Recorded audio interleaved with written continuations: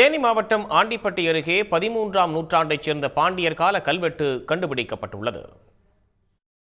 ஆண்டிப்பட்டி பகுதியில் கடமலைக்குண்டு அரசு மேல்நிலைப்பள்ளி முதுகலை தமிழ் ஆசிரியரும் தொல்லியல் ஆர்வலருமான செல்வம் என்பவர் மயிலாடும்பாறை பால்வண்ணநாதர் கோயிலில் கல்வெட்டை பற்றி ஆராய்ச்சி செய்துள்ளார். அப்போது கிபி 13ஆம் நூற்றாண்டை சேர்ந்த கல்வெட்டுகள் கண்டுபிடிக்கப்பட்டன. அதில் இருக்கும் எழுத்துக்களை ஆராய்ந்த போது குறிஞ்சி நாடு அக்காலத்தில் வரிசை நாடு என்று அழைக்கப்பட்டுள்ளது.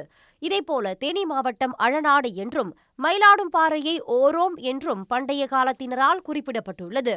மயிலாடும்பாறை பகுதியில் தொல்லியல் துறையினர் ஆய்வு செய்ய வேண்டி அப்பகுதி மக்கள் கோரிக்கை வைத்துள்ளனர்.